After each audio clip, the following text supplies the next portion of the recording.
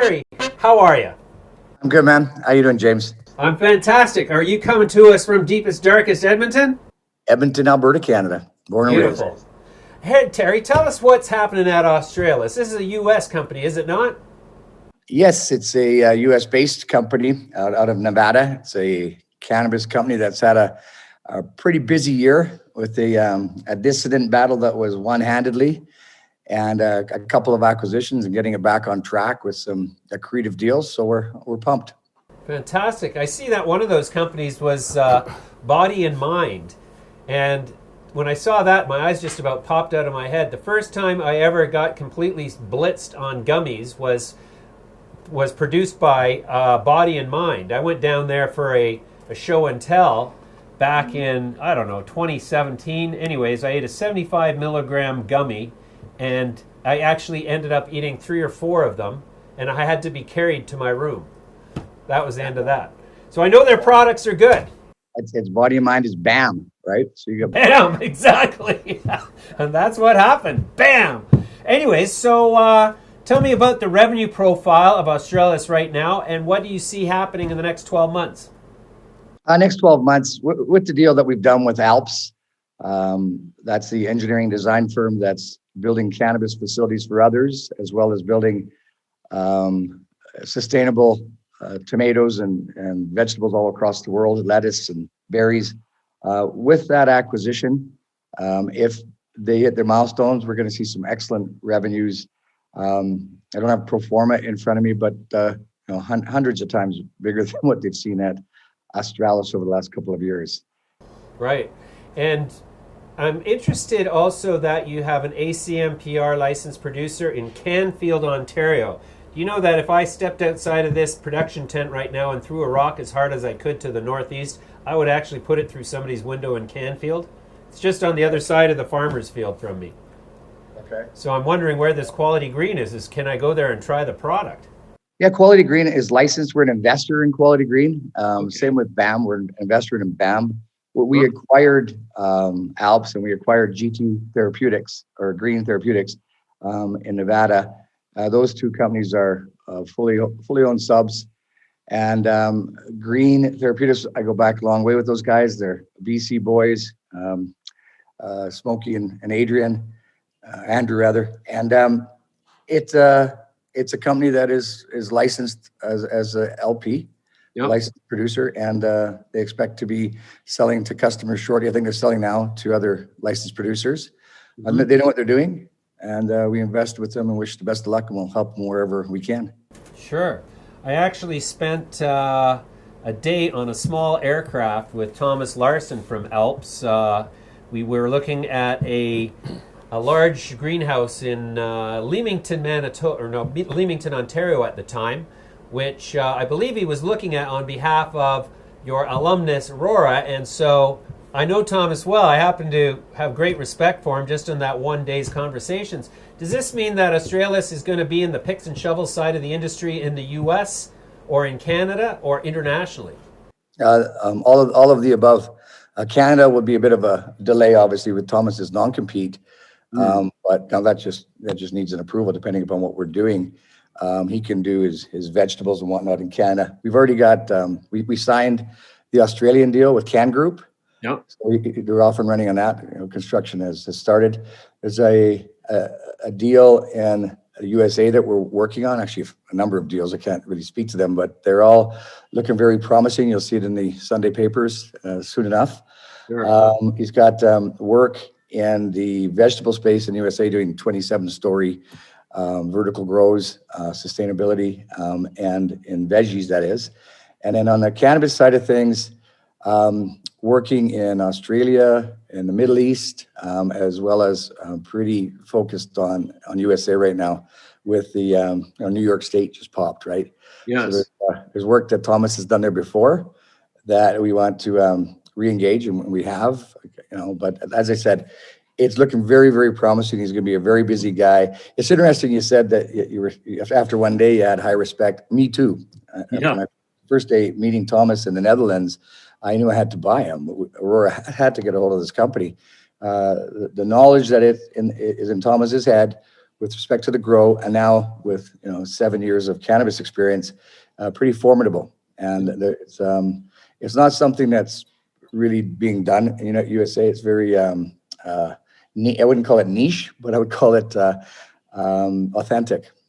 Yeah, yeah. No, I've been to a great number of the operations in the United States, and the one major difference between Canada and the U.S.'s approach towards cannabis is the Americans just don't have the sort of focus on technology and sterility and cleanliness. I mean, they're very much long-running, old-school greenhouses for the most part, the ones I went to anyway. So I imagine there'd be a real competitive advantage to have state-of-the-art cultivation technology brought to them up in the sort of context that Thomas is famous for.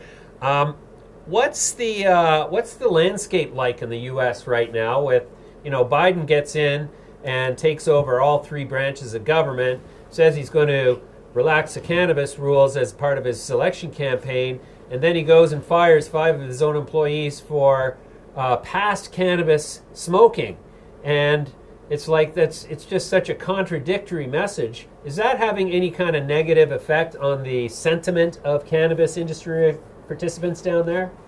I don't think so. I don't think so. Do I think cannabis is going to be legalized in the United States anytime soon? No. Do I believe that there may be a medical system in place fairly soon? Yes. It's a fragmented system in the States, but some of the bigger eastern states are coming on board, New York, New Jersey, Pennsylvania. Those are mass populations in the adult usage sector. The Senate went the Democrats' way, that the House, obviously the president. The Democrats were more friendly all along. They were the ones that wrote the Cole memo that the Trump administration ripped up. So I think that we're in for some excellent growth. In the United States, we've got the MORE Act and the SAFE Act coming together, bipartisan bills that are going to be combined, according to Chuck Schumer.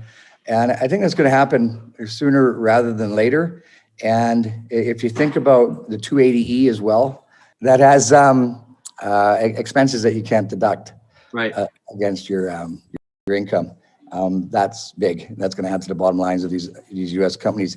You have to take your hat off to the U.S. companies that have survived during this time. I'm engaged with them. I always was.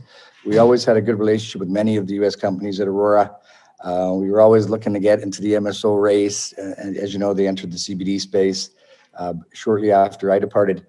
That we worked on, and it's exciting as hell. I tell you what, in California, you have to be there. Nevada, excellent set of regulations. New York, going to be a challenge, but it's 18 months away. It's a massive state.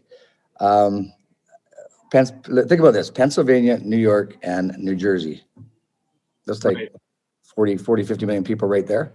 Yeah. That's bigger than our entire market.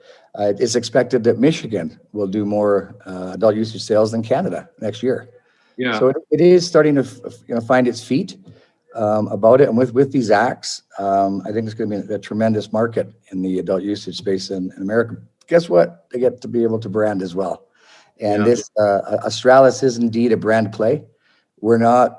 It's not Aurora 2.0 or Australis 2.0. It's going to be its own company where we build for others. We secure biomass at a discount, hopefully, and we sell that biomass under our brands. Okay, that's different. Do you think that the fact that you have in this United States, it's state by state sort of business, does that make it easier for an established player in the industry like yourself to make money and act as some kind of a bit of a barrier to new participants to your advantage, or is it the other way around? Federal regulation on a national scale would make it easier for you to make money and eliminate competition. Good question. I think the fragmentation in the U.S. is the challenge. We were talking about the other day, we treat it like 50 different countries. As each state comes on with a new set of regulations, you have to have your eye on the ball. You have to make sure you're making the right choices of which state you want to play in. Different requirements in each state. Some don't allow vertical integration. Some don't allow international investment still. So we have a team that has been formed. While we were waiting for this distant battle to end, we weren't sitting on our asses. We were working because we knew we were going to win it. So we did quite a bit of work in just getting ourselves set up properly in the U.S. Nevada first, of course, with the GT deal. We're in Oklahoma and Missouri as well now. And I said you'll see some other announcements in other states very soon. I've been down quite a bit into the United States, even with the travel restrictions. I've not been incarcerated yet. I'm back into the hotels. We have a little bit of a free pass there with my other company. But it's to answer your question, I don't think it's a hard market to crack whatsoever. If you think of the population bases of some of these states, they're as big as Canada. Yeah. And certainly, you have to pick your regs. I used to say California was impossible to navigate towards profitability, but they've changed a few things, and those little changes have made a big difference in making money in Cali. You've heard me say this before, James. The cannabis space will never be as small as it is today. Full stop. And that's on a global basis as well. Right. Terry, the top 5 Canadian cannabis companies are projecting EBITDA in 2021 of 0. And in the United States, the top 5 MSOs are projecting EBITDA collectively of $1.4 billion. What is the problem in Canada that prevents major companies from making money in the cannabis business? I would say that where we have trouble in Canada making money at the top level is purely the sales and the over estimation of what the requirements were, where these big facilities were built. I was a part of it. We built some great facilities, still great low cost per gram, but you have to be able to sell. And with the province in the middle of yourself and the retailer, that presents its own set of challenges. With the inability to brand and to advertise, you can't differentiate as much as you would want to.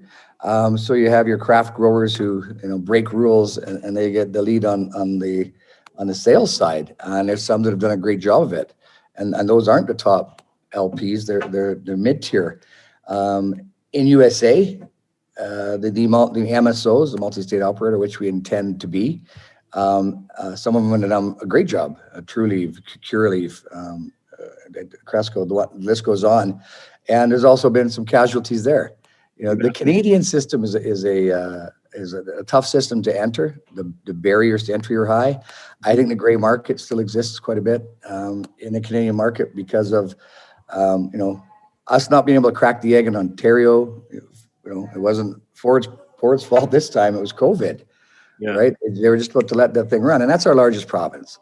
And at the same time, BC was lagging. And that's not really cracked open yet because of COVID. And you can point your fingers at COVID, but it's true. With the Canadian retail cannabis market, COVID created quite a hindrance on growth. And I think as we all get vaccinated and we come back online and Ontario gets cracking and BC gets cracking, you're going to see those companies turn around. Right. Okay. Well, that's great, Terry. That's a great welcome back sort of interview for you. And appreciate your time today. We'll come back to you soon and get a catch up on Australis. Thanks for joining me today. Hope to see you soon, James. Thanks for the time. You bet. Bye for now. Bye for now.